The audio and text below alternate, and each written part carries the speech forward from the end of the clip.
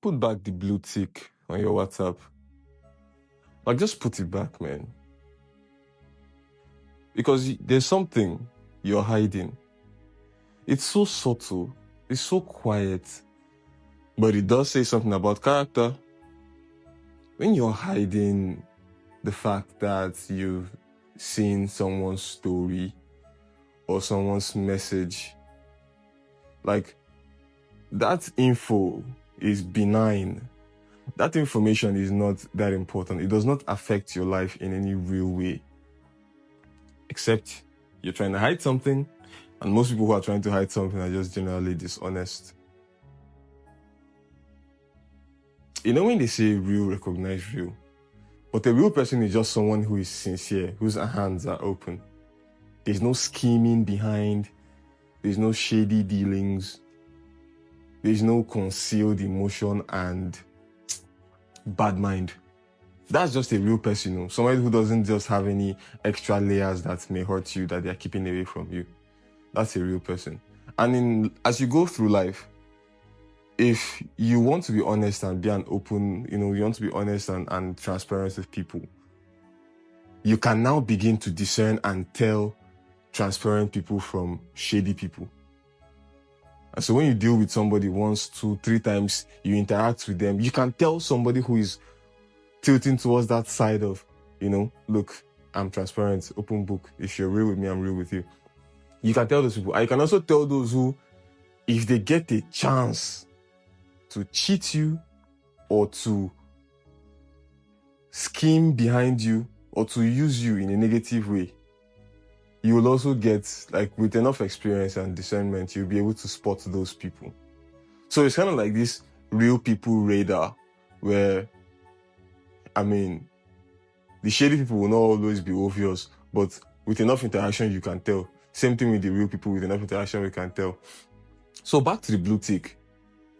It's almost like, and you know the way the blue tick works, if you have your read receipts off, then you can't really tell who has theirs on or off. To you, everybody's own will be off. You're actually incentivized to be honest. And I'm talking about WhatsApp right now. This is not a metaphor. You're actually incentivized to be honest on WhatsApp. If you turn your read receipts on, you can get more. You get to see both sides. Now, back to real life. Most people who are shady, most likely to cheat people, scheme, take advantage of, they really can't tell who they shouldn't do that to. They really can't. They just assume everybody's going to cheat them. Everybody's, I don't think that's it. I want to say cynical, but I think I recently learned the meaning of cynical, and that's not exactly what it is. But everybody, is dubious. Everybody is a suspect by default. And there are so many reasons. I don't want to get into it because you have the agency to change your life and change your perspective. So you can say what I've been through in the past. Yeah, okay, fine. Many of us have been through shit too in the past. Everybody has been through some level of cheating and dishonesty in the past and become victims of that. So it's not just you. So when people really are always expecting somebody to cheat them or be like, you know what, I'd rather cheat you first so I don't hang on the losing end.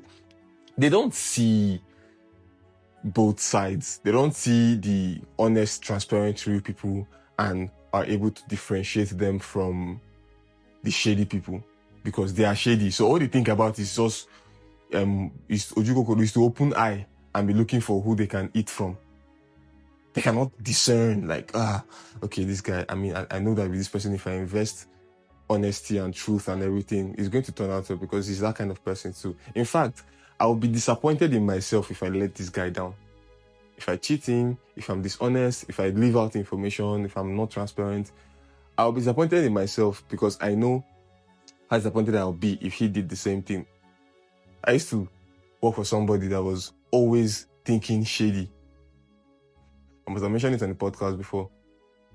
Yeah, I'm like, I can't come in to do this work today. I'm feeling sick, I told him I feel sick. I feel very sick. And I felt sick. That was the first game of the season. Arsenal was playing Man U. We won 1-0. And I was feeling so sick. And I told him, I'm sorry, I got this headache. After I played football in the morning, I just felt, I didn't feel right. And I ended up having fever for 2 days and taking medicine and getting well 3-4 days later. But that weekend was like the height of the sickness. So by Monday, I was still able to manage. And by the time I got into work on Monday, it was like, you think you're doing me? You think you're like, you daft motherfucker. You're able to beat me. I'm doing NYC here, for God's sake. Like, I don't even have to be here. So what the fuck? And it's like, so if you're thinking everybody is going to cheat you, you're probably thinking of cheating everybody else too. That if somebody hasn't shown you signs of dishonesty before, there is no reason to believe that they are dishonest when something does not go your way from their perspective or from their end. Like this other dumb saying, everybody knows what they are doing. How selfish and narrow-minded can you be, thinking every mishap that falls upon you as a result of someone else's actions is about you? Who gives up? Listen, if somebody does something and it affects you in a negative way, for example, you know I like this thing. Why did you now go and do this thing in such a way that I will not be able to get this thing I like anymore? Everybody knows what they are doing, Sha. Like, me, I'm doing things for my own, like just like everybody else is doing. I'm doing things to advance myself. I have things I want to do, get done today. I have to get done tomorrow. I have to want to get done this year and this decade. And all my actions are aligning to get those things done. Now, if something doesn't work out for you because of my actions, it's collateral damage most of the time. I'm not saying there are no, what do they call them, dubious, bad-minded. There's a particular word I'm looking for to explain those people. Those people, they are there, people that would scheme and do something bad and plan you. But to say everybody knows what they are doing when they do something that affects you negatively, especially when it's not direct. A lot of the times it's not even direct. You just feel slighted by something somebody does and say everybody knows you're doing shit, and then start holding a grudge towards it. You go, like, it's just a very, very bitter life to live. And the thing with like being transparent and all of that, it's not always just about, I have good intentions. It's also mixed with communication. If there's going to be a delay in delivery, a delay or something that is an unforeseen change that may affect me, that transparency and communication makes it smooth. It's the same thing like when you're owing somebody money. God, this one, I learned it like hands-on, manually. In uni days, man, so broke. I used to borrow money, owe money, this, that, and the other. And so I was always in one debt or the other. People will be calling me most famous debt, 15K that I owed Clement, because I owed him that money for more than a year. 15K might not be anything now, but in uni, 15,000 naira is like 30% of our school fees.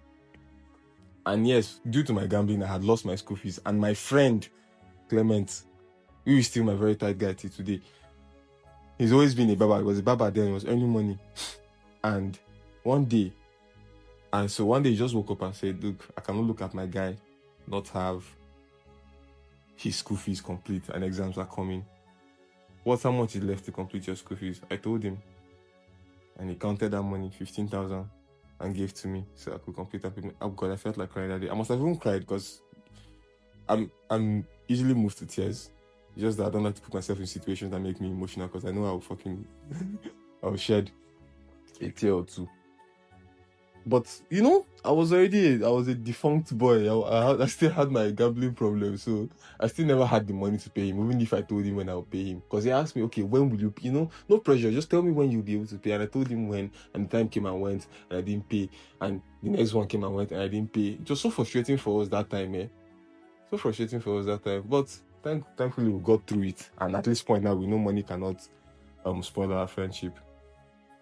But one thing I learned then, around that period of owing people, was communication. Even when I started becoming in a position of a creditor, creditor, and I mean they borrow people money, I just learned the patience because I've been on the other end. Oh God, I spent a lot of time on the other end. So I understand one, it's not always easy for people to pay. It's not always that easy. I had a friend lock me up for owing him money. Being on the other end, I understood that it's not every time that people have the money they are owing you. Sometimes it's just unforeseen circumstances, right? they don't always have it.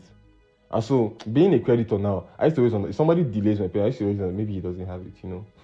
And then I go to, and then being a creditor too, people who communicate with me, I'm like, you know what? My mind is actually at peace now that this guy has told me his salary came, but he had to take his mother to, or whatever, The communication was almost as if they paid me my money.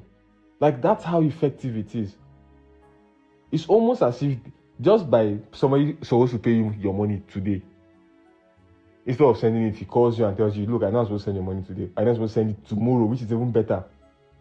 But it's not going to come because of so and so reason. But look at the next possible date.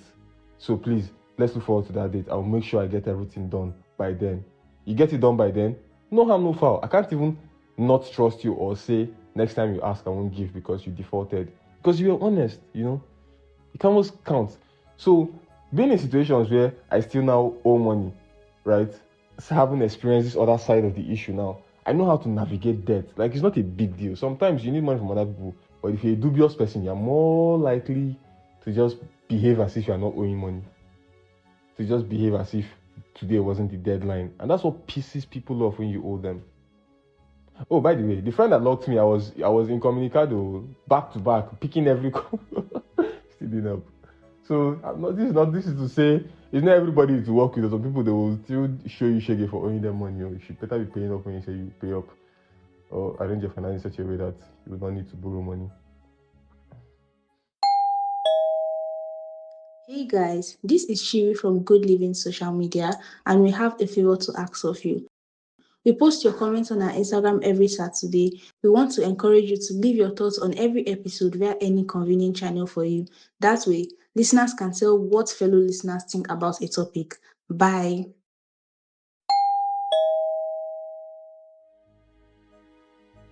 According to game theory, things will unfold better for you if you are moving honestly and transparently. So if I'm doing something with you, we say we are playing a game. If you are doing business, you have my risk in your hand and I have your risk in my hand also. If we are both honest with each other and going well, everything goes well and everything will work out perfectly for both of us.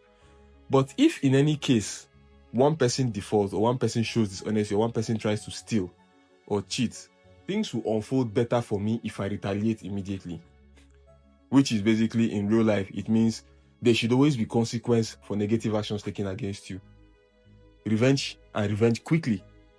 So that whole cluster of stupid shenanigans can end there and then you can move on.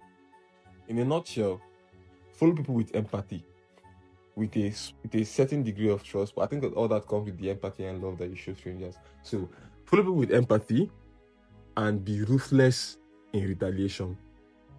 Turning the other cheek and leaving things for God does not exist in my life philosophy.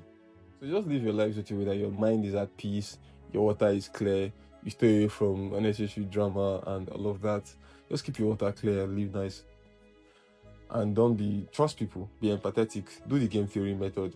But if there's any reason why you think this doesn't work the way I think it works, or you've tried this before and it failed, experience is the best teacher. I'm still 28. There's so much stuff that I know that I can learn. So that doesn't mean that I've hacked life. If there's something you've experienced that makes you feel like this method doesn't really work in all contexts, please let me know. I want to know so that I can be equipped with it in the future. All right? Keep your water clear, guys. Have a fantastic week.